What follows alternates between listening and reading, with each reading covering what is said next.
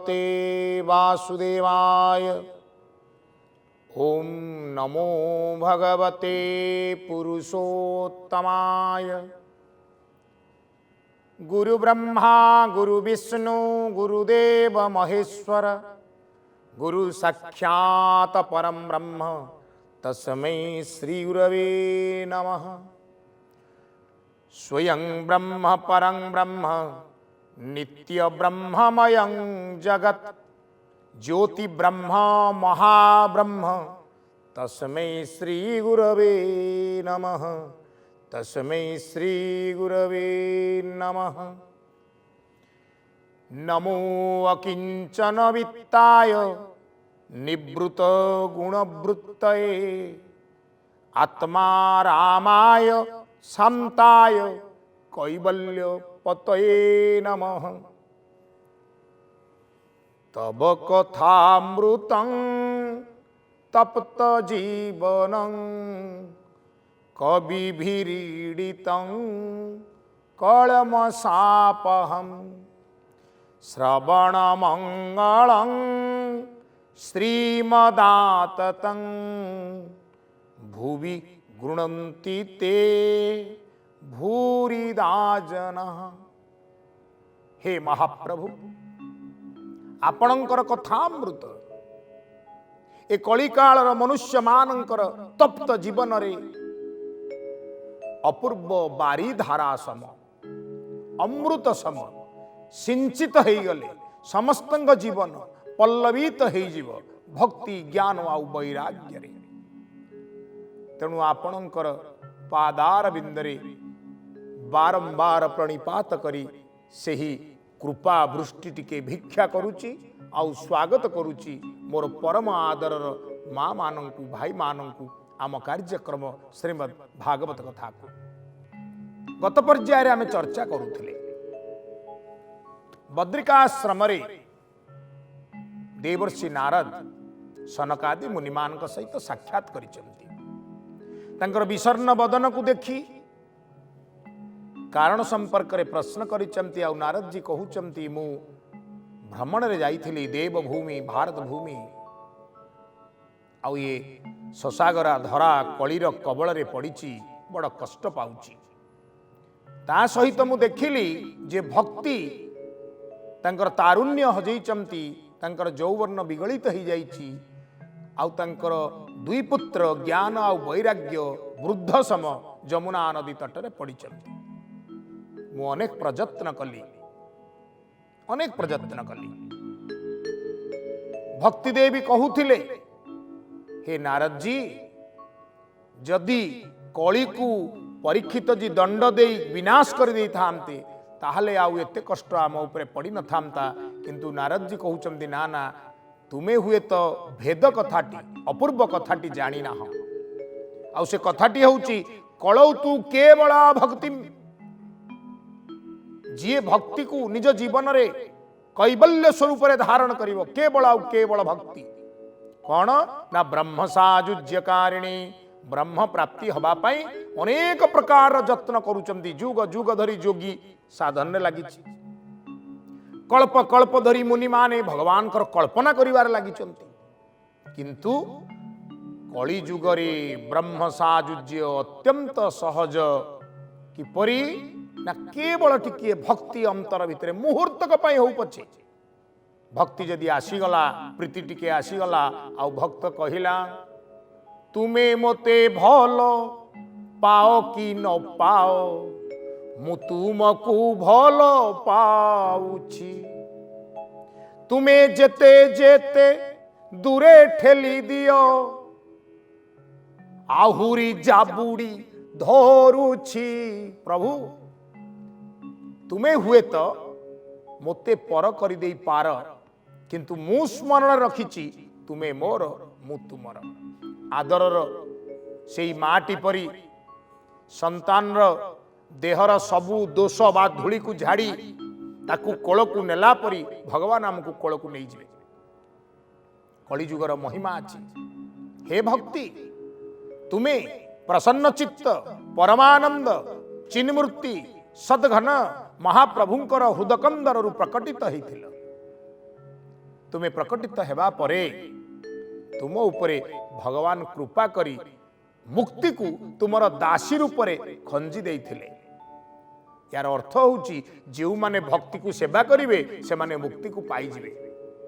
आउ तुमको दुई पुत्र देइथिले ज्ञान आउ वैराग्य, अर्थात भक्ति कले ज्ञान आउ वैराग्य आपे आपे जात हेबे। तुम्हें कौनसी शंका करना सोचना करना, तुमर ए स्थिति को मु निश्चित रूप में परिवर्तन करेबी। आहुरी अनेक प्रचेष्टा नारद जी जारी रखिले, किंतु ज्ञान आलोचना, ज्ञान शास्त्र पाठ, कीर्तन भजन कौनसी प्रकार परिवर्तन आनी पारिला नाही। किभली भक्तिर उन्नति हब, भक्ति प्रबल रु प्रबल हब, भक्ति तंकर निज स्थिति को फेरी आसीबे, यही कथा को मनरे चिंता करुथिला बेले शून्यवाणी हैला नारद, उत्तम प्रयत्न केबे नष्ट जाए नाही। जाओ जाओ तुमर ए चेष्टा निश्चित रूप से सफल हब। मन दुखरे नारद फेरुचंती बद्रिकाश्रम भाई मान सहित देखाला। भाई मान आगे सकल वृत्तांत कहले। भाई माने वृत्तांत को शुणी सारा पर अत्यंत आनंदित हेले। ओहो धन्य धन्य तुम्हें नारद, धन्य तुम्हें सकल हृदय रे भक्तिर उद्रेक करने तुम्हें जावज्जीवन प्रचेष्टा जारी रखिच, से तुमको धन्यवाद अर्पण करुचु। चल चल से स्थान को जीवा जो स्थान रे भक्ति को आमे वृद्धि कराई पारिबा। भाई मान सहित नारद जी आसिले। भक्ति आउ ज्ञान वैराग्य एमाने पुष्ट हेबे, पुनः स्वस्व शरीर फेरी पाइबे। सेथिपाई गोटे सुंदर यज्ञ कार्यक्रम आयोजन करागला। सनकादि मुनि माने कहिले, हे नारद तुम्हें द्रव्य यज्ञर कथा शुणी थिबो, घृत यज्ञ, अन्न यज्ञ इत्यादि इत्यादि। तुम्हें पुणी जोग यज्ञर कथा भी शुणी थिबो, किंतु आमे जो यज्ञ करिबा ए यज्ञ ज्ञान यज्ञ, किंतु ए ज्ञान यज्ञ अपूर्व। नारद कहिले, भाई मु तो से कथा आगुरु भी करिछि। मु वेद वेदांत उपनिषद इत्यादि शास्त्र मान को पाठ करिछि, कहीं भक्ति तो उद्रेक हेले नाही। मन दे शुणंतु, बड़ चमत्कार कथा। सनकादि मुनि माने कहिले, नारद इक्षुदंड तो देखिच, आखु तो देखिच, आखु मूलठू अग जाए सबुठी मीठा, चोबई चोबई चुसी चुसी ताकू खाई समस्ते आनंद नियंती, किंतु आखु को पेड़ी से दोरुआ काढ़ी दोरुआ को पीवार आनंद किछि अलग ना ना ना। हाँ स्वतंत्र। कहले दुग्ध पीले पोषण तत्व मिले, कहीं एक कथा मना करि परिबे नाही, ठीक। किंतु दुग्धरे जो सारवत्ता अछि जार नाम होछि घृत, जेतेबेले दुग्धरु घृत संग्रह हेइ जिवो आ से घृत को नहीं यज्ञ करा जिवो, तार फल अलगा, तार मान अलगा, तार मर्यादा अलगा, ठीक ना भूल ना। हाँ हाँ घृत जेतेबेले दुग्धरु तार निष्कर्ष स्वरूप बाहर को आसीजिव, से परा यज्ञ कार्यक्रम भी हुए, ठीक ठीक। अर्थात गोटे द्रव्य तार निज स्थान रे थिला बेले तार गुण को हुए तो भल भाव जानी हुए ना, किंतु तार अंतसार को पृथक कले आमे तार अंतसार द्वारा तार महत्व को बुझी पारे। वेद वेदांत उपनिषद नाना पुराण यार सार कथा होचंती श्रीमद् भगवत।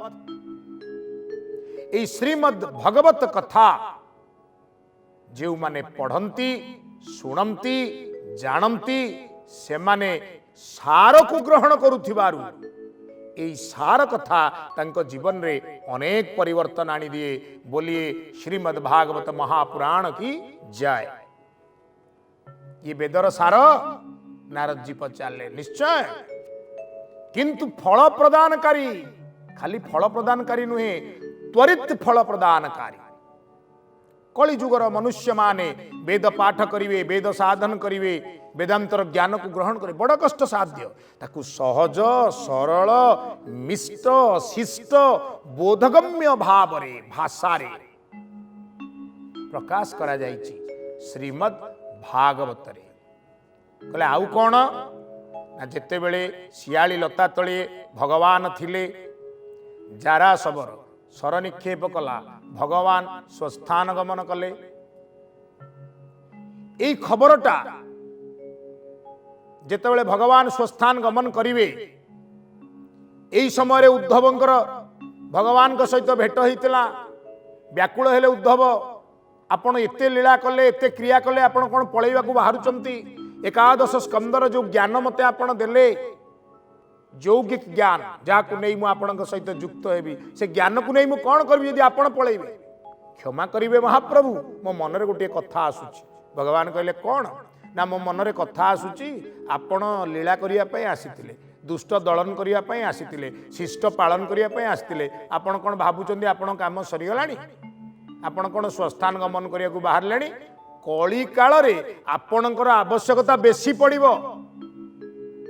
आपण कुआडे जाउचंती आपण जाई परिबेनी। भगवान टिके हसिले आ उद्धवंग कथा को भी मनरे मनरे ग्रहण कले। तत्क्षणात भगवान स्वयं निजर रूप को अप्रकट करिदेले आउ से निजे शब्दर तरंग रूपरे शब्दर भाव समुद्र रूपरे परिप्रकाश हो गले। आउ ये शब्दर भाव समुद्र गोटे सुंदर रूप नेला जार नाम होउचंती श्रीमद् भागवत महापुराण। अर्थात भगवान श्रीकृष्णंकर शब्द ब्रह्म स्वरूप वाक्मय स्वरूप किए नहीं वाक्मय स्वरूप होउचंती श्रीमद् भागवत महापुराण। तांकरी कथा श्रवण करिवार अर्थ होउची भगवान श्रीकृष्णंकर सेवा करिवा। हे नारद तुमे वेद वेदांत पाठ करी जो फल मिली नथिला श्रीमद् भागवतंकर पठन पाठन श्रवण इत्यादि करागले से फल अवश्य मिलिबो। आउ आमे ताकू कली कालर मनुष्य मानकर मनस्थिति बड़ विचलित मन देई सुन। गोस्वामी तुलसीदास जी कहिले जो जन्मे कली काल कराला करतब बायस बेस मराला। जो जन्मे कली काल कराला ये जो कली काल भयंकर कली काल एठी जी जन्म नहीं चंती देखा जाउचंती सब धोब फर फर हंस परी किंतु काम गुड़ा सब काऊ परी मन भारी दुर्बल संशय युक्त विष युक्त भयातुर मन कठिन कार्य करिवारे कहार स्पृहा नहीं समस्ते काहाकु ना काहाकु केमिति ना केमिति ठकी देइकिरी बंची जीवा पई चाहंती। नारद एभली स्थिति रे आमे भगवान करे वाक्मय दिव्य रूप को प्रकट कराइबा आ ताकू सप्ताह विधि रे श्रवण करिबा। कारण कलिकाल मनुष्यर सीमित समय सीमित बुद्धि रे 7 दिनर पठन पाठन यथेष्ट। ताकू मासिकिया वर्षिकिया ये सब लंबा समयर भागवत पठन क्रिया हुए तो योग्य न होई पारे ता पाई कलिकाल मनुष्य पाई। नारद जी बड़ आनंदित हेले। श्रीमद् भागवत कहउचंदी जे भाग्योदयन बहु जन्म समार्जितेन सत्संगम च लभ्यते पुरुषो जदा वै। बहु जन्मर पुण्य फल फल मनीष सत्संग पाई थाए। मोर आज बड़ भाग्य आपण मानक परी तेजस्वी ऋषि मानकर मु सत्संग पाइली बोली सिना आज एते कथा शुणुची आ जानुची। अज्ञान हेतुकृत मोह मदांधकार नासं विदाय ही तदादयते विवेक। अज्ञान रूपक अमा अंधकार को आपण मानकर उपस्थिति निश्चित रूप से नाश करिवो विवेकर उदय करिवो भक्ति ज्ञान निश्चित रूप से उदय हेबे वैराग्य अवश्य आसीबे। गोस्वामी कहिले बिनु सतसंग विवेक न होई राम कृपा बिनु सुलभ न सोई। आज प्रभु राम कर कृपा है जो सप्ताह विधिर आयोजन कथा पड़िलानी ये जो सुंदर आयोजन हब निश्चित रूप से ये भारी कृपामय परिवेश हब। हरिद्वार, गंगा नदी तट, आनंद घाट, श्रीमद् भागवत कथा हेबे एकथा कान पड़ा क्षणी चतुर्दिगरु विविध भावरे भिन्न भिन्न नाग, यक्ष, गंधर्व, किन्नर, देवलोकरु देवता माने, मनुष्य माने, इहलोक परलोकर पितृलोकर समस्ते आसी एकत्रित हवा को लगे। वक्तार आसन रे चतुर्मुनि, श्रोतार आसन रे अनेक श्रोता, आग्रही श्रोता, दिव्य भावयुक्त श्रोता, समस्ते प्रभुंकर दिव्य भाव प्रकटित हब श्रीमद् भागवत कथा द्वारा। तेणु जय जयकार करने को लगे। ऋषि माने आसिले, भृगु आसिले, वशिष्ठ आसिले, च्यवन आसिले, अंगिरा आसिले, गौतम आसिले, देवल आसिले, परशुराम आसिले, मार्कंडेय आसिले, दत्तात्रेय आसिले, केते वर्णना करवा। समस्त नदी माने आसिले, बैतरणी आसिले, गंगा आसिले, जमुना आसिले, बुढ़ावलंग, सुवर्णरेखा, समस्त नदी माने एकत्रित हो गले। सबु तीर्थ माने आसिले, कुरुक्षेत्र आसिले, गया तीर्थ आसिले, हरिद्वार आसिले, काशी मुक्ति धाम आसिले, श्रीक्षेत्र पुरुषोत्तम धाम आसिले, सबु तीर्थ माने आसी एकत्रित हो गले। श्रीमद् भागवत कथा हब परा। पुणी विविध स्थान मानकरू वन माने आसिले, तपोवन आसिले, उपवन आसिले, वृंदावन आसिले, दंडकारण्य आसिले, समस्ते आसी एकत्रित हो गले। सब पर्वत माने आसिले, पूर्व घाट पर्वत, पश्चिम घाट पर्वत, हिमालय पर्वत, समस्ते आसी एकत्रित हो गले। अर्थात जड़ आसिले, चेतन आसिले, तीर्थ आसिले, नदी आसिले, मुनि ऋषि आसिले, सिद्ध गंधर्व चारण आसिले, देवता माने आसिले, समस्ते श्रोता हो गले। कहीं ना श्रीमद् भागवतंकर यही होचंती प्रभाव। भगवान स्वयं प्रकटित होइजिबे शब्द ब्रह्म रूप रे। सुंदर अनुभव हब भगवान ये शब्दमय वाक्मय स्वरूप को दर्शन करी।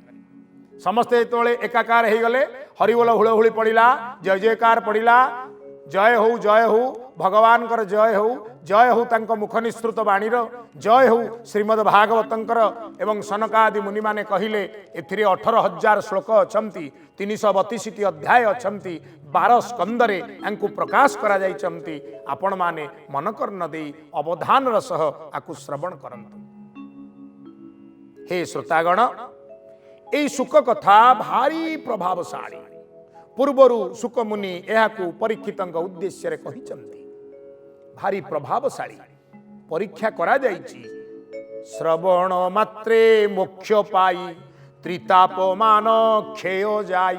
श्रवण मात्रे मुक्ति मिलिछि, एथिरे कौनसी संदेह नाही। जी एथिरे टिकिए मन निवेश करिछि, प्रत्येक दिन निज मुखरे गोटिए श्लोक हो, श्लोकर अधा हो, श्लोकर 4 भागरु भागे हो, यदि उच्चारण करिछि ताले वैकुंठ प्राप्ति हवा तार निश्चित। श्रीमद् भागवत लिखिले, भक्तं भागवतं नित्यं कृतं च हरिचिंतनम, तुलसी पोषणं चैव धेनूनां सेवनं सम। हे श्रोतागण, तुलसी सेवन करिबा, गोमातार सेवा करिबा जेतिकी पुण्यपद।